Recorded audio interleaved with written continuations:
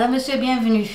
Les décapitations et mutilations perpétrées par l'État islamique, les massacres orchestrés par Boko Haram ou la mise en esclavage de chrétiens en Irak, les derniers attentats commis en Europe, les démantèlements des réseaux terroristes en Belgique et à Ottawa mettent une nouvelle fois en lumière l'instrumentalisation radicale de l'islam par des intégristes religieux, cette fois-ci recrutés en terre d'accueil. Comment des individus nés en terre d'Occident et scolarisés dans des écoles laïques républicaines puissent verser dans l'extrémisme religieux? Qu'est-ce qui se passe dans la tête de ces fous d'Allah pour tuer aussi froidement et prétendre au paradis? Que peuvent faire les musulmans pour se réapproprier leur religion?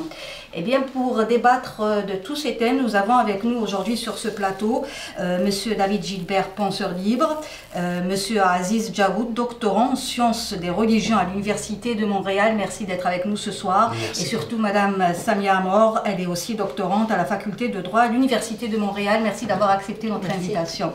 Alors, Madame Samia, pour commencer avec vous, puisque vous êtes la seule femme sur ce plateau, qu'est-ce qu'elle vous inspire, cette notion de tuer au nom de l'islam? Elle ne m'inspire rien du tout. On ne peut pas tuer, tout simplement. Et encore moins au nom d'une religion. Donc ce n'est pas inspirant de parler de tuer au nom de l'islam. Oui. Monsieur Aziz Djaoud, bon, tuer au nom de l'islam, qu'est-ce que c'est? Qu'est-ce que ça évoque chez vous? Tuer au nom de l'islam, bien sûr, d'abord il faut dire qu'on peut condamner l'acte en lui-même, qui est un acte abominable de s'attaquer à des civils. Maintenant, au nom de l'islam, ça inspire juste que ça nous renvoie au chaos qui existe aujourd'hui au niveau de l'autorité, de ceux qui peuvent finalement parler au nom de l'islam. Ça montre encore une fois qu'il y a au sein de l'islam plusieurs interprétations, et parmi ces interprétations, il y a celles qui croient qu'au nom de l'islam, on peut poser des actes de violence comme on est en train de le voir, que ce soit en Occident, que ce soit dans les pays musulmans. Oui, ben justement, on va revenir au volet interprétation un petit peu plus tard dans l'émission. Monsieur David Gilbert, vous êtes un penseur libre. Selon vous, comment est-ce possible d'endoctriner autant de jeunes là, recrutés, et ça c'est une nouvelle donne, sur terre d'accueil, et leur promettre leur paradis? Ouais, tout dépendant de la situation. En France, il y a souvent un clivage entre les Français et les autres personnes qui sont immigrants. Ici, au Canada, c'est quand même moins pire. La communauté est plus réunie dans une ville de Montréal. En région, c'est sûr qu'il y en a beaucoup moins. Mais endoctriner pour tuer, une personne peut tuer pour plusieurs raisons. Est-ce que la religion qui se dit prôner est représentative de ses actes, de ses pensées? C'est à voir. Je ne crois pas. Que ce soit juif, que ce soit chrétien ou que ce soit musulman. Les trois ont comme principe les 10 commandements. Il y en a un là-dedans qui est « tu ne tueras point ».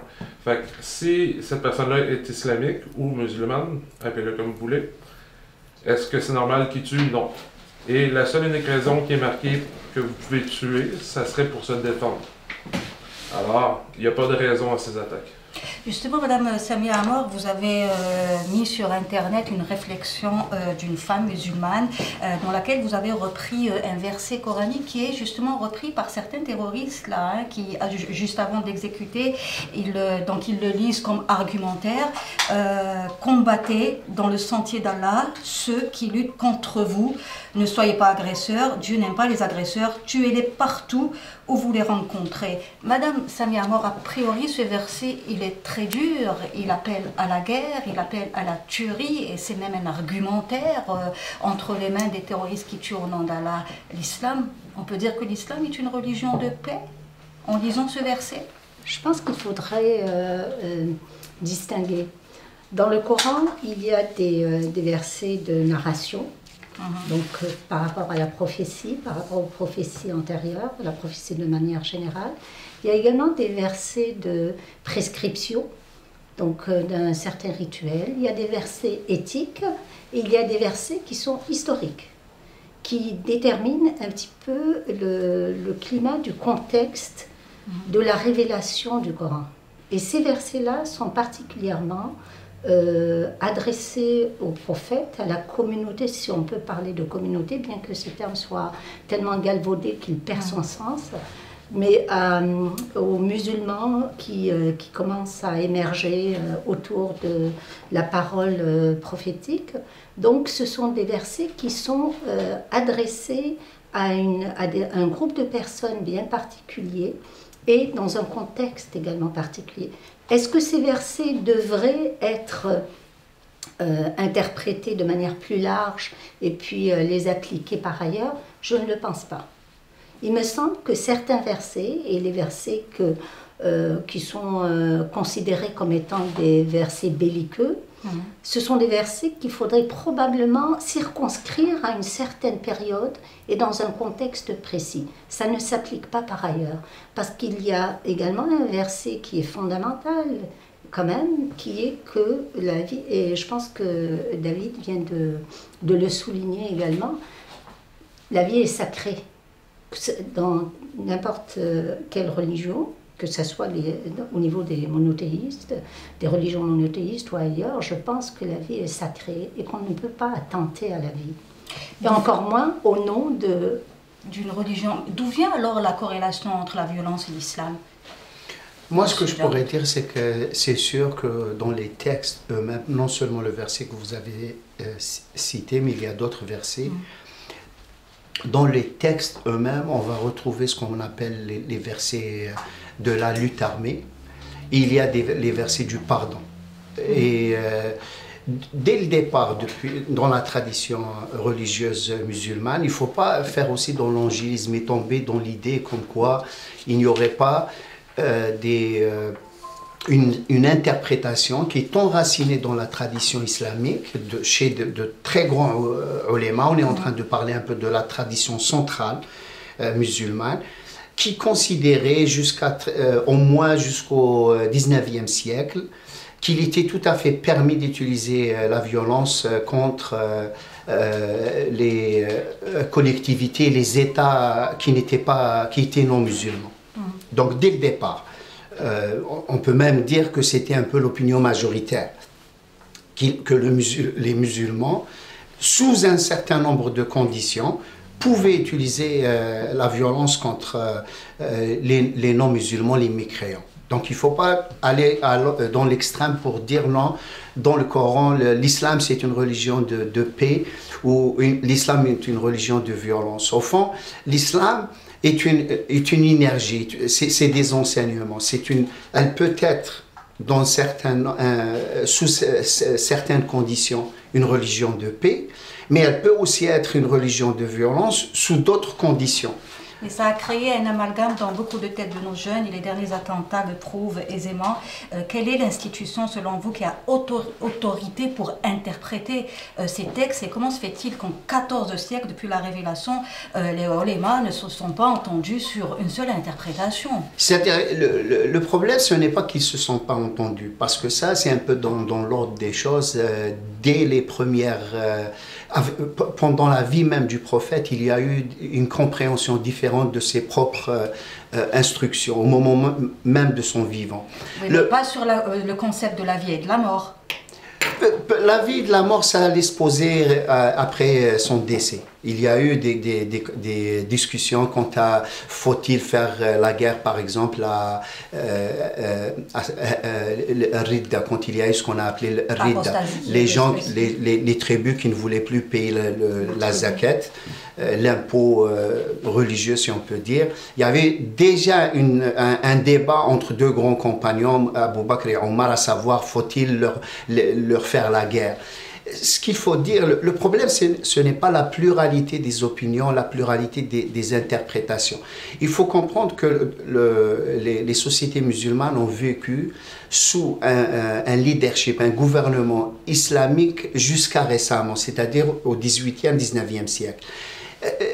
La pluralité des interprétations, qu'est-ce qui tranchait? C'était le calife ou le sultan. C'était lui qui avait l'autorité de dire, bon, c'est cette interprétation qui va prévaloir ou qui prime pour le moment.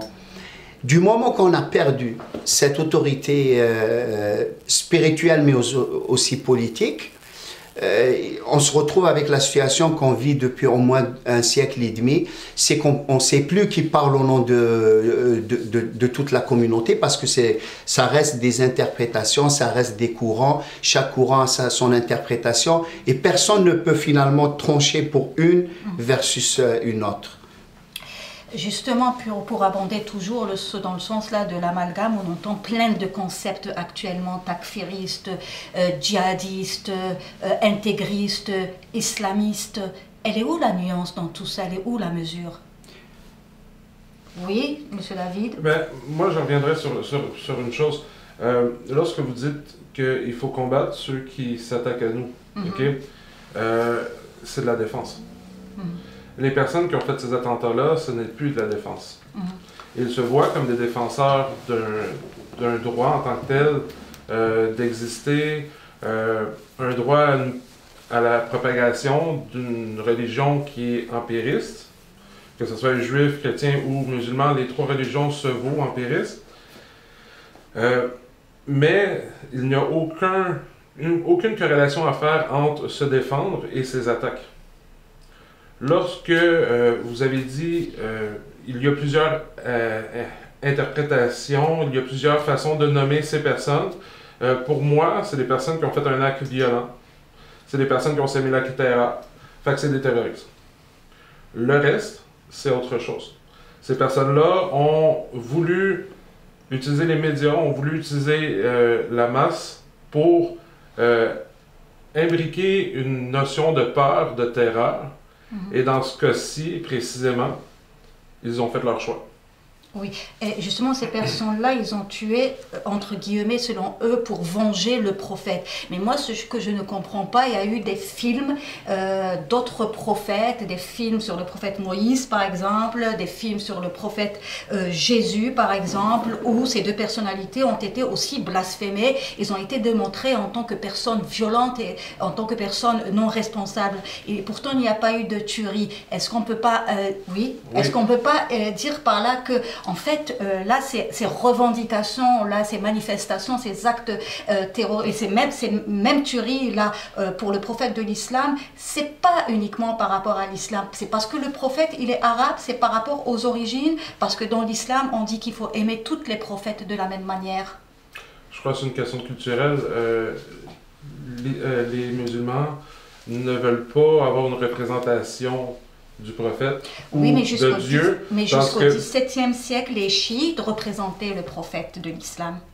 Oui, mais et les chiites, c'est une branche de l'islam aussi.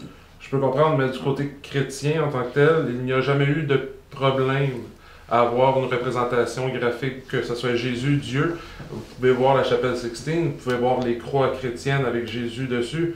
La représentation, que ce soit de Jésus ou de Dieu, n'a jamais été un problème. C'est du côté musulman que, culturellement, ils ont accepté de ne plus le représenter en tant que société. Et à l'ère où on est ouvert sur tous les autres peuples, avec Internet et les médias, aujourd'hui, certaines communautés voient que nous ne pensons pas pareil à eux. Nous avons une divergence d'opinion. Nous pensons que représenter, que ce soit le prophète ou que ce soit Allah, est une façon de s'imager une situation, un contexte, et d'en faire passer l'idée. Puis de revendiquer surtout la liberté d'expression. Sûr. Oui, oui. Je pense qu'il faut distinguer entre une représentation telle qu'elle est conçue au niveau d'une culture, la culture arabo-musulmane qui ne permet pas justement la représentation de n'importe quel prophète, pas seulement le prophète musulman, mais tout prophète et même Dieu. Et le contenu de cette représentation. Oui. Je pense que ce qui est beaucoup plus sensible, c'est la façon dont ça a été représenté. Représenter le prophète de manière aussi obscène, de manière aussi dégradante et méprisante, soulève l'indignation. Oui, oui, David? Moi, selon moi, s'il a été représenté de cette manière, c'est qu'il y a une raison d'être. Il y a une cause à cet effet. Il y a une cause au fait d'avoir dépeint le prophète d'une telle manière. Ça serait quoi la cause? Que ça soit un malaise, que ça soit une interprétation. Auprès de qui? Le malaise de qui? Ben, lorsqu'on voit le prophète dire « c'est dur de vivre avec ses cons », non, ça c'est autre chose. Moi je penserais, parce que ça c'est assez récent, mais je pense aux premières caricatures qui ont été justement diffusées pas diffusées, qui ont été justement publiées par Charlie Hebdo.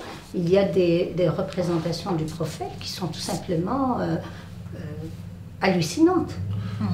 Donc c'est quoi la cause? C'est quoi la cause justement derrière ça? Pourquoi avoir voulu être dans une provocation?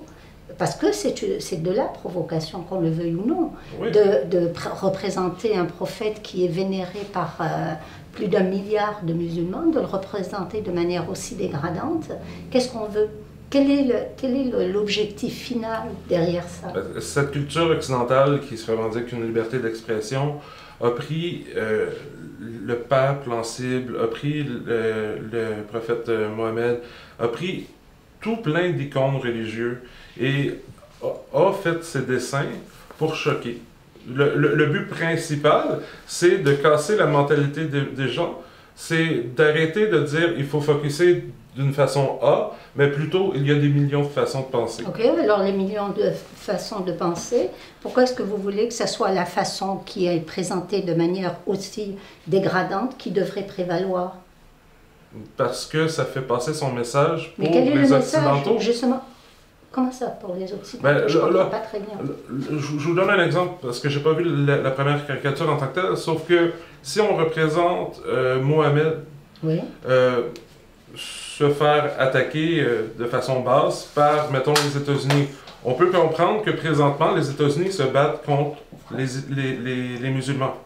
C'est peut-être une forme de propagande, mais l'idée de base étant que le message passe, présentement, Mohamed, qui représente les musulmans, se fait combattre de façon répulsive par l'Occident. Au nom de la liberté de la presse, on peut choquer des milliards de personnes au nom de la liberté de la presse. Quelles sont les limites de la liberté de la presse? Tant si longtemps que tu ne vas pas contre... lorsque tu ne tombes pas dans le racisme, dans des idées qui sont fausses, parce que nous savons que autant un noir peut donner son rein à un blanc en prison, même s'il est suprémaciste blanc, il n'y a pas de race humaine en tant que telle. Il y a des étymologies, une place d'où que vous venez, mais nous avons tous pas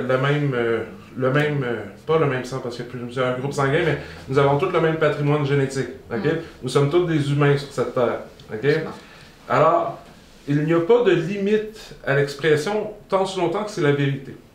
Oui, vous êtes d'accord avec ça, M. Djagout? Il n'y a pas de limite dans l'expression, même si on choque des milliards, 600 millions de personnes? Moi, je crois que ça dépend de quel type de limite on parle. Si on parle par exemple d'une limite qu'on va imposer parce qu'il y a des gens qui sont violents, qui vont nous attaquer, tout ça, je pense que non, il n'y a pas de limite. Si on parle d'une limite légale, c'est pas à moi de le dire, ça serait au juge. Et c'est pas vrai que les juges vont toujours autoriser n'importe quelle expression artistique, caricaturale. Il y a eu plusieurs antécédents, même en France, où des juges ont interdit des caricatures parce qu'elles choquaient une communauté. Et notamment parce qu'on s'attaquait au pape. Donc, la loi s'interprète différemment d'un contexte à un autre. Maintenant, quand on parle pour les musulmans aujourd'hui par rapport aux caricatures de Charlie Hebdo, on n'est pas en train de parler d'une limite légale. La loi a autorisé Charlie Hebdo, il y a eu un procès et il l'a gagné. On parle d'une limite éthique, morale. Par exemple, tout ce que a fait Hitler, il l'a fait dans la légalité. Personne ne peut dire que les actes posés par les nazis n'étaient pas des actes qui se faisaient dans la légalité. Ils avaient droit de faire ce qu'ils faisaient parce que c'était leur droit. Mais tout de même, on peut, un acte qui est légal, on peut le critiquer sur le plan de sa sagesse, le caractère irresponsable. C'est-à-dire qu'on vit dans un contexte réel. qui consiste à avoir des sociétés qui, à tort ou à raison, à partir de notre point de vue normatif de société occidentale, on peut dire que bon, c'est une sensibilité qui n'a pas sa place, des gens qui considèrent leur prophète comme étant sacré, qui ne veulent pas sa représentation. On peut le penser. Mais de là à dire, dans ce contexte où il y a aussi de la violence, des gens qui, prétextant ces provocations, vont poser des actes terroristes criminels, on est aussi en droit d'interroger ou de questionner ou d'interpeller, que ce soit Charlie Hebdo ou les gens qui sont en train de soutenir Charlie Hebdo, sur le caractère responsable ou irresponsable de l'expression qui a été faite, finalement l'usage qu'on a fait d'un droit. Légalement, il n'y a pas de limite, mais éthiquement, moralement, sur le plan du vivre ensemble, on peut se dire qu'il y a des limites. On ne peut pas choquer les gens, les insulter, parce que c'était pris comme ça. C'était pris non seulement comme un sacrilège, un non-respect d'une règle que les musulmans, disons majoritairement, pensent que c'est une règle qu'il faut respecter, de ne pas figurer le prophète et le dessiner. Mais en plus de ça, on sait que c'est choquant, c'était fait de façon vulgaire, obscène, comme disait Samia. Donc, dans ce sens-là, oui, il y a des limites. Et c'est pas... donc, il y a des... Vous ne semblez pas être d'accord?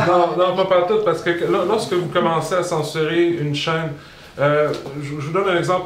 Mettons qu'on censure Charlie Hebdo, que son but avoué de Charlie Hebdo étant de choquer. C'était son but. Même si moralement, certaines communautés peuvent revendiquer pour ou contre, le but de Charlie Hebdo est déjà déclaré d'avance, c'est de faire la critique religieuse et faire la critique de ce qui s'y entoure. Okay? Lorsqu'on censurait un magazine comme celui-ci en lui disant... Mais personne ne parle de censure. Moi, j'ai dit que sur le plan légal, ils ont le droit de le faire. Je ne parle pas de censure. Je parle maintenant comme... Même moralement, on peut pas les critiquer. Je vois mal comment on peut les critiquer, parce que commencer à critiquer moralement, ça va devenir légal après.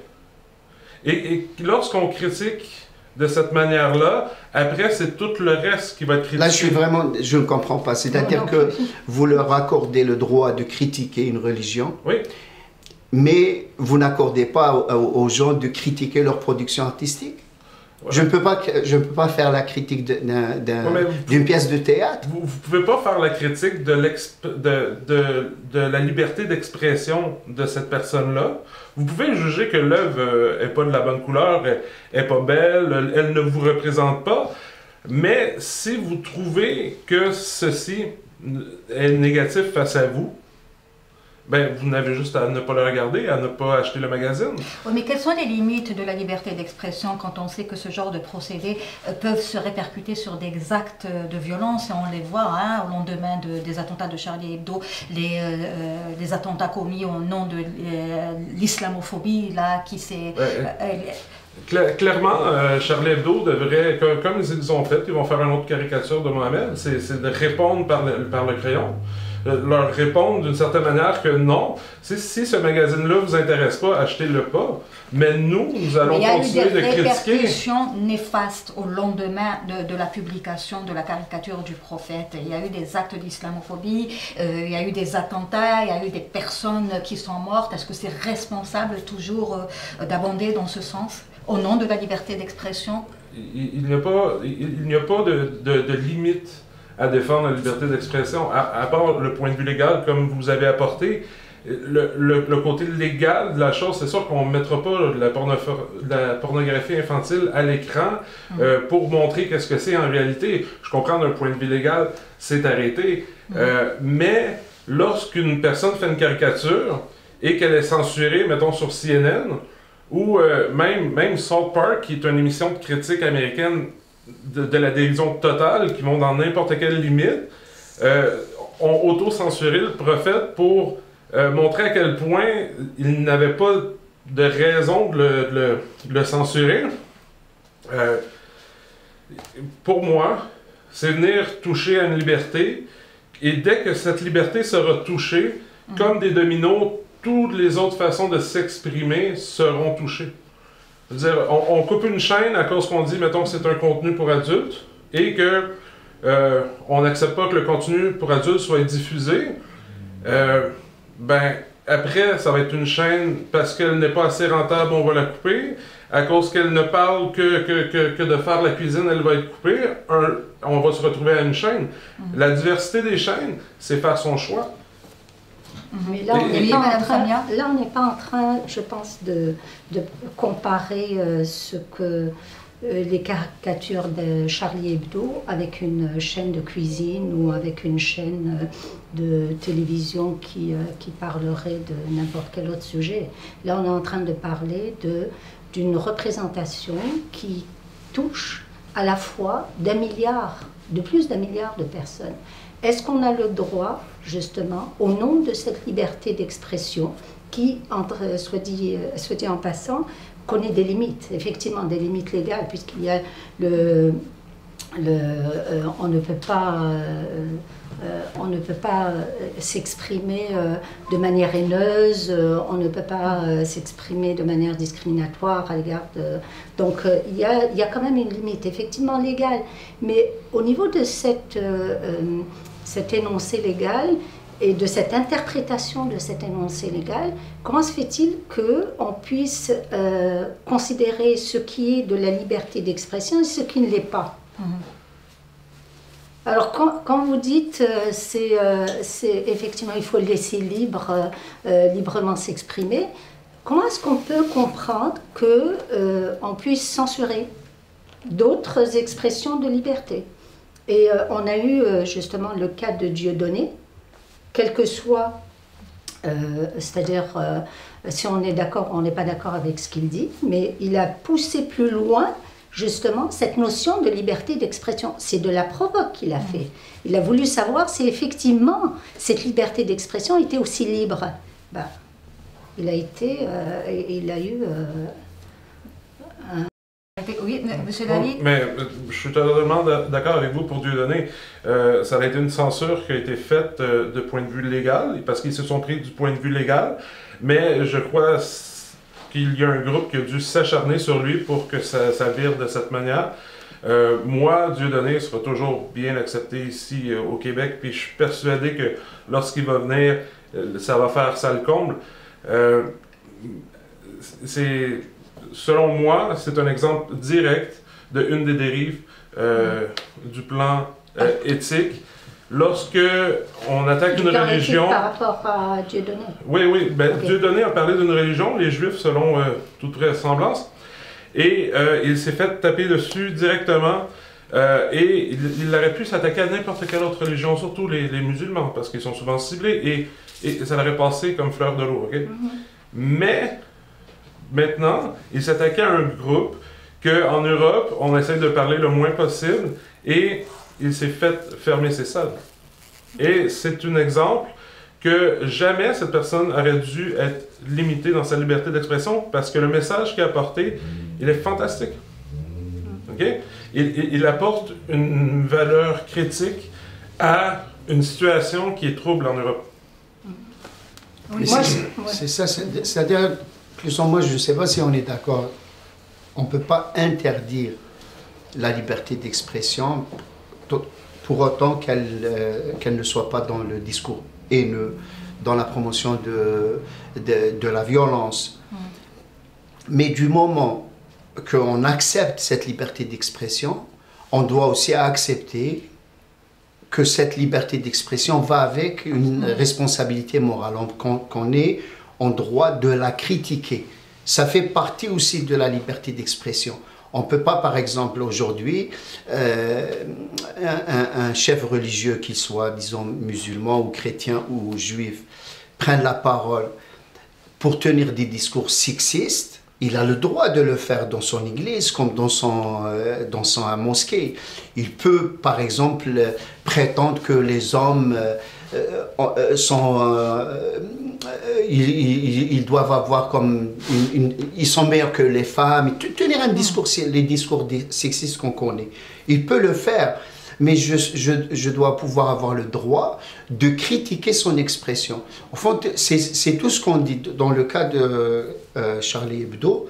personnellement, je ne dis pas qu'on aurait dû leur interdire la publication de ces caricatures. Mais une fois qu'ils ils les ont publiées, on est en droit, comme citoyen, de critiquer sur le plan artistique, donc la qualité des dessins et tout ça, mais aussi sur la responsabilité citoyenne, parce qu'on a une communauté.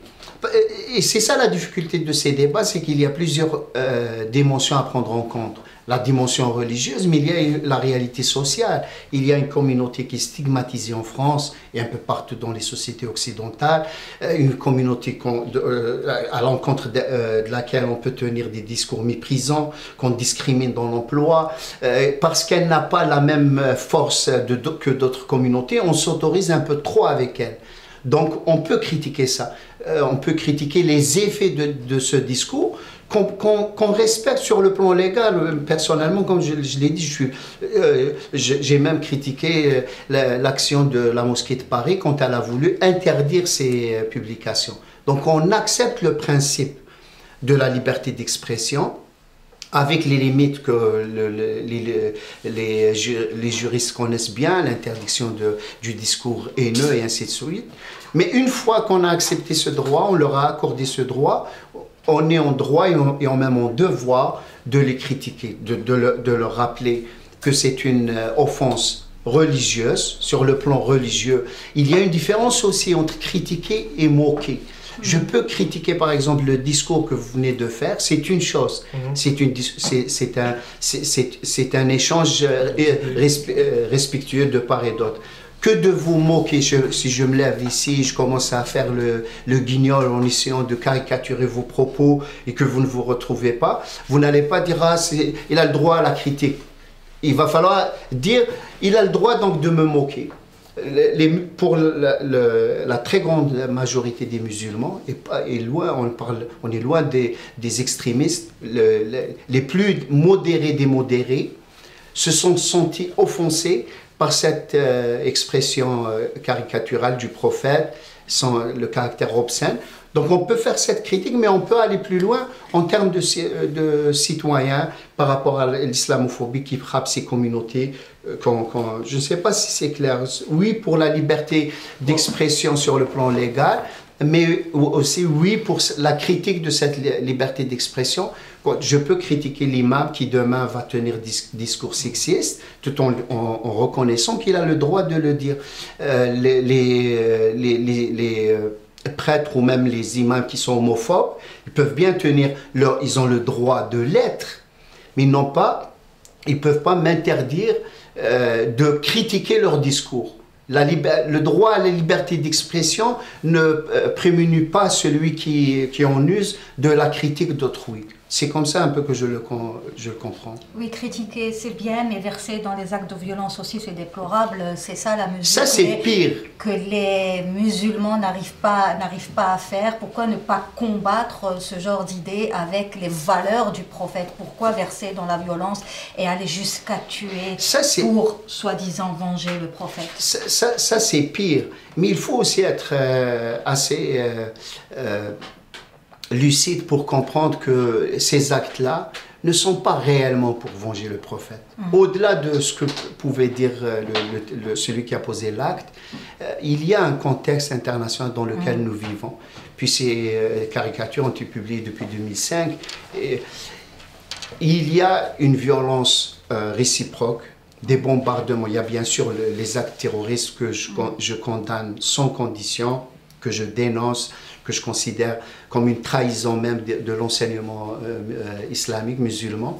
Mais en même temps, je suis conscient que cette violence, c'est-à-dire que le discours, la rationalisation religieuse de ces actes violents est activée avec succès. Elle séduit certains jeunes parce que justement, il y a des conditions que ce soit social en Occident, mais aussi politique dans le monde musulman.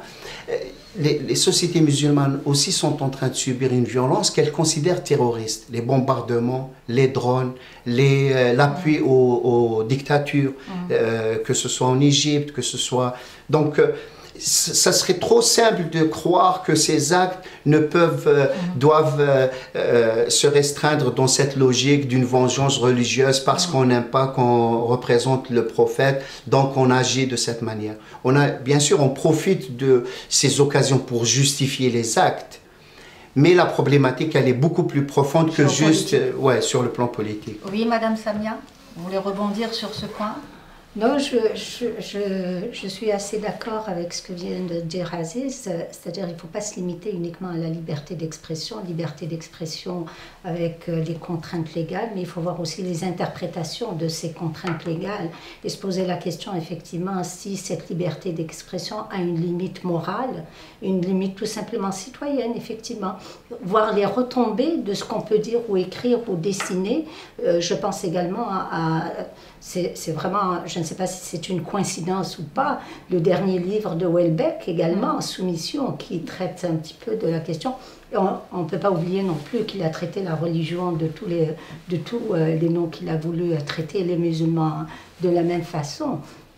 Donc, est-ce que cette liberté d'expression, qui devrait, à mon avis, on doit se poser la question, quelles peuvent être les limites acceptables à cette liberté d'expression? Est-ce que le fait d'avoir un droit qui est quand même un privilège, un droit c'est un privilège, on peut en user comme on peut ne pas en user, est-ce que ce droit-là nous contraint à ne pas justement se poser soi-même des limites? Et dans le cas de Charlie Hebdo, par exemple, j'ai lu récemment une intervention de l'un des fondateurs de Charlie Hebdo qui avait dit que justement ils ont poussé très loin la provocation. Il déplorait le fait, donc déjà à l'intérieur de ce journal, il y avait une dissidence. Les gens n'étaient pas tout à fait d'accord avec ce qui était en train de se faire, ce qui démontre justement que cette liberté ne devrait pas être aussi absolue. Et la liberté d'expression ne veut pas dire n'importe quoi. Oui, Monsieur David? Ça ne veut pas dire qu'on critique à l'intérieur l'idée de le faire ou de ne pas le faire. Le contexte étant que lorsqu'on fait une caricature en France du prophète, il y a des chances qu'on se fasse vivement critiquer. Et que le journal, la publication ne se vende pas à certaines places et tout. Mais c'est pas à cause qu'à l'intérieur même du caucus qu'on débat sur est-ce qu'on devrait le faire ou pas, que nécessairement ça donne la légitimité de penser que c'était pas une bonne chose moralement. Je ne dis pas ça, je suis en train de dire tout simplement que déjà ça devrait poser en quelque sorte la table pour réfléchir sur ce qu'on doit faire ou ce qu'on ne doit pas faire. Quelles peuvent être justement les conséquences de l'acte qu'on pose? Vous êtes dans une voiture en train de conduire, il y a quelqu'un qui passe, même si c'est votre droit de passer, est-ce que vous allez l'écraser, le tuer, au nom du droit que vous devez circuler? Que le feu est au vert pour vous? Je pense qu'à un moment ou un autre, vous vous posez la question, bon, il est en train de passer, je m'arrête. Ou alors je l'écrase? Non, c'est ça. Ok, alors c'est la même chose.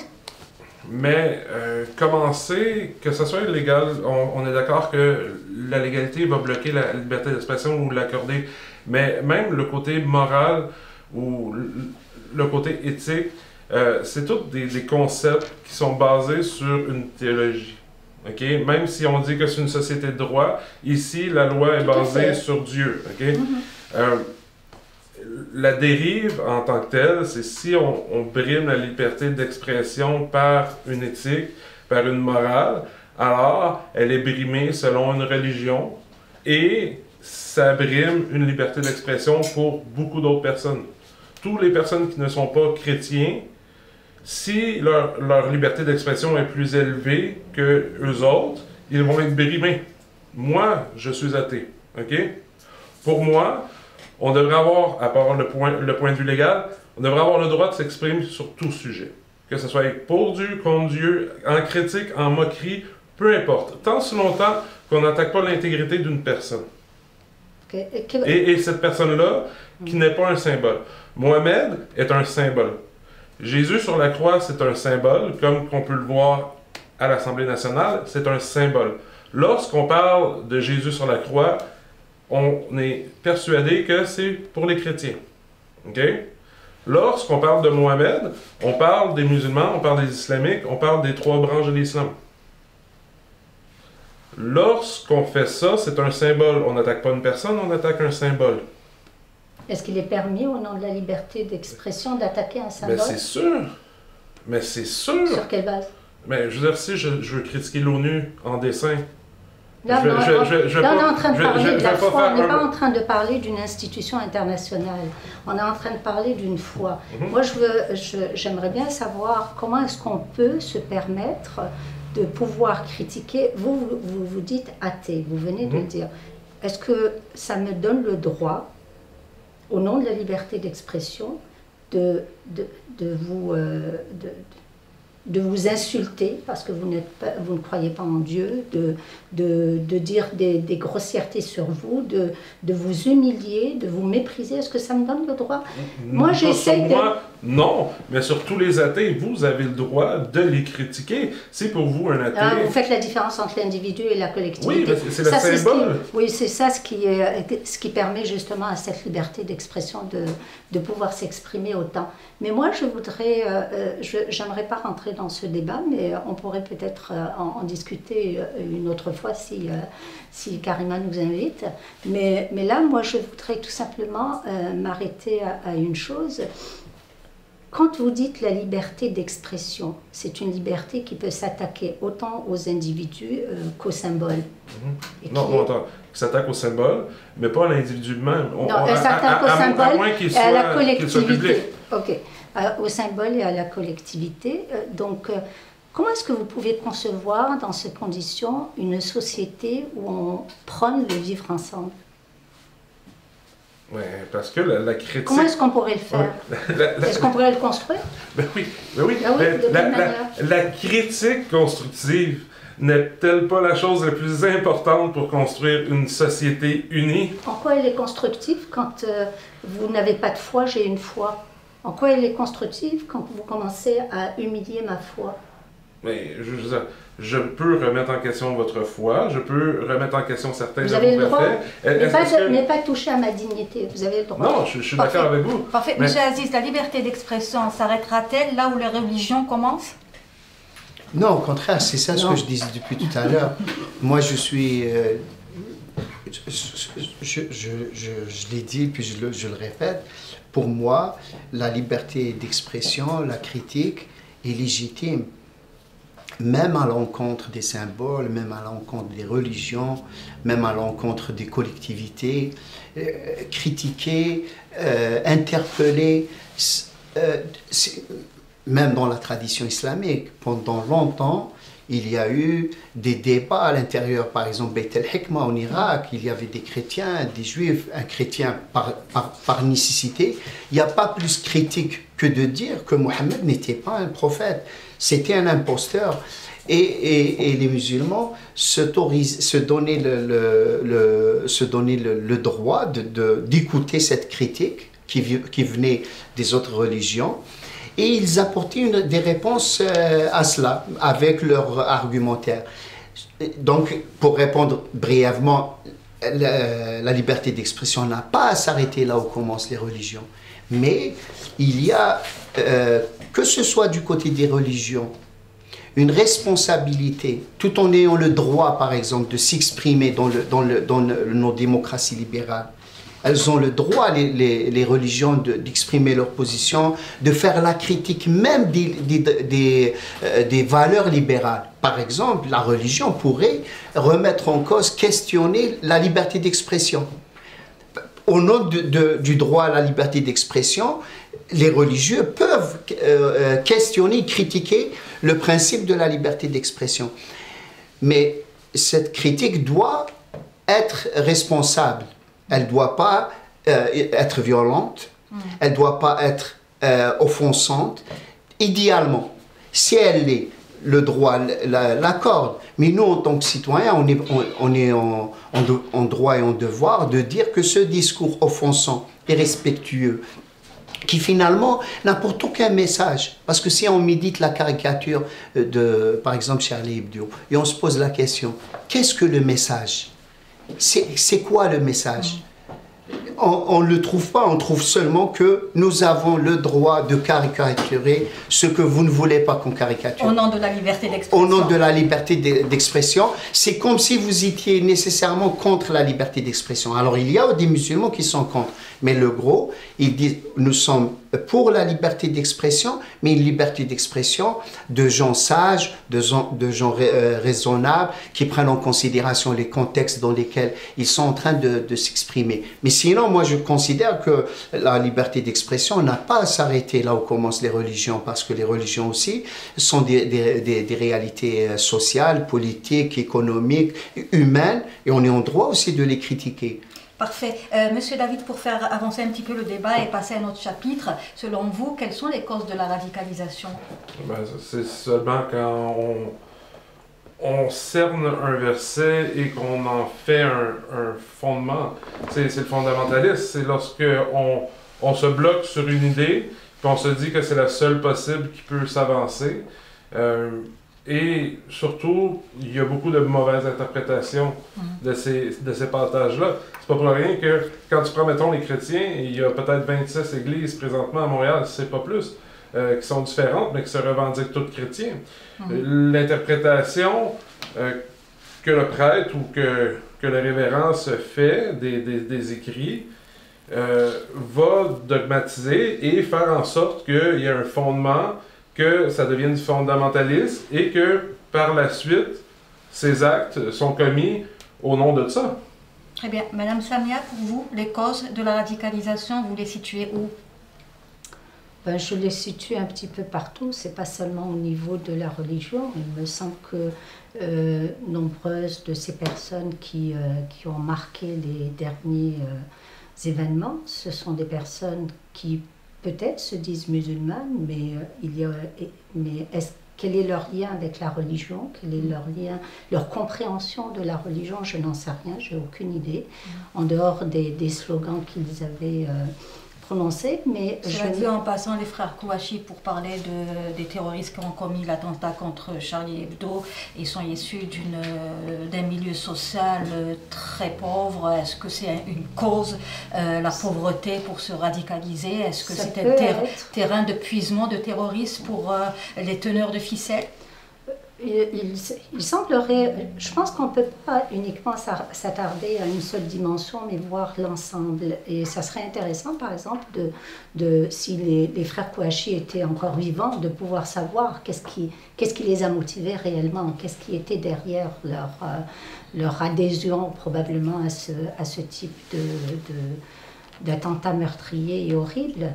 Mais il me semble qu'on devrait étudier tous les facteurs socio-économiques pour essayer de comprendre qu'est-ce qui radicalise des personnes, surtout des personnes, comme dans le cas justement de ces derniers, c'est qu'ils sont nés français et qu'ils ont évolué dans un système français. Est-ce que quelque part, en tant que membre d'une société, même si nous on se trouve ici au Québec, mais dans une société dite occidentale, est-ce qu'on ne devrait pas se poser la question quels sont les ratés du système pour qu'il y ait des personnes issues de ce système-là qui se mettent à penser de manière aussi extrémiste et à tuer d'autres concitoyens? Oui, monsieur Daoud. Moi, ce que je peux dire, c'est que dans la littérature qui porte sur ces questions de la radicalisation, les chercheurs qui travaillent sur cette problématique depuis des dizaines d'années, et récemment, s'accordent pour dire que c'est un phénomène extrêmement complexe. Dès qu'on commence à simplifier en prenant un facteur, on est en train de mal comprendre la réalité. Donc un peu dans le même sens que Samia, c'est sûr qu'il y a une dimension idéologique qui va, dans le cas d'une radicalisation religieuse, s'appuyer sur des lectures religieuse, sur une lecture littéraliste de certains versets, pris hors contexte, dans l'oubli des finalités même du contexte en général. Mais il y a aussi les réalités sociopolitiques qui vont faire en sorte que cette lecture littéraliste, guerrière, va devenir séduisante aux yeux des gens. Parce que si on prend par exemple la radicalisation au sein de la tradition islamique, parce que c'est elle qui nous intéresse, et on essaie de revenir à l'origine de ces mouvements terroristes, radicaux, le groupe le Hijra au Takfir, mais qui plus tard va produire de nouveaux groupes, que ce soit Al-Qaïda, que ce soit aujourd'hui l'organisation de l'État islamique et tout. À l'origine, c'est la violence étatique, c'est la dictature dans les prisons qui va s'attaquer à un discours religieux lui aussi, celui des frères musulmans, mais qui était modéré, qui n'était pas dans la violence. C'est des gens légalistes qui peuvent être conservateurs, on peut les critiquer sur plusieurs plans, mais par rapport à la violence, c'est des mouvements qui dès le départ, étaient non violents. En prison, avec la torture, avec les exactions, de véritables dérives de la dictature de Jamal Abdel Nasser, on va voir la création, pour la première fois, de ce qu'on a appelé le Hijra au Takfir, l'immigration et l'excommunication, donc le Takfir, qu'on retrouve jusqu'à aujourd'hui. Donc, c'est un peu l'idée. Il ne faut jamais essayer de comprendre un phénomène aussi complexe par un seul facteur. Et puis maintenant au niveau individuel, il y a des gens qui viennent à la radicalisation à travers d'abord une religiosité ou une islamité un peu dévoyée, qui est pervertie. Et donc, par la suite, ils vont trouver des excuses. Parce qu'il y a aussi des terroristes qui ne sont pas dans la misère. Les gens qui ont posé les actes du 11 septembre, parfois on a des cas de terrorisme islamique qui étaient des docteurs d'État, qui étaient des ingénieurs, qui ont eu une très belle formation. Ben Laden lui-même, c'est quelqu'un qui vivait dans l'opulence, c'est un riche. Donc, c'est pas vrai que c'est juste la pauvreté qui va amener les gens à se radicaliser, ou l'islamophobie, comme on dit de nos jours.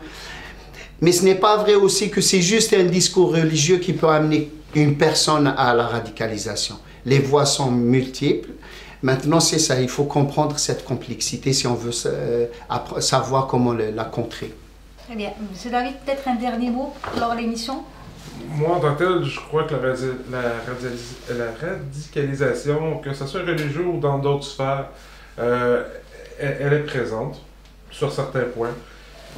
Monsieur cite les attentats du 11 septembre qui ne sont pas encore prouvés comme étant quelque chose venant de l'extérieur. Il y a peut-être 9 personnes sur le tableau d'affichage des personnes recherchées qui est encore vivant après avoir supposément sauté dans les avions. Lorsqu'on parle de patriotistes américains, n'est-ce pas de la radicalisation aux États-Unis?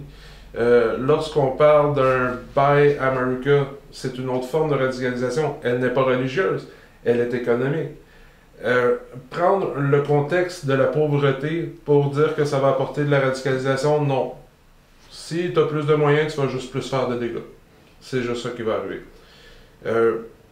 C'est sûr que avoir plus de richesse apporte une meilleure éducation habituellement, mais encore là, ça dépend comment l'éducation est orientée. Il faut avoir de l'enseignement, il faut avoir de l'éducation, puis il faut former les gens. Si on n'a pas ces 3 éléments dans l'éducation, elle ne sert à rien. Merci beaucoup. Malheureusement, on arrive à la fin de l'émission. Merci d'avoir accepté notre invitation. Merci pour l'invitation. Merci à vous, madame, monsieur, de nous avoir prêté attention. À bientôt.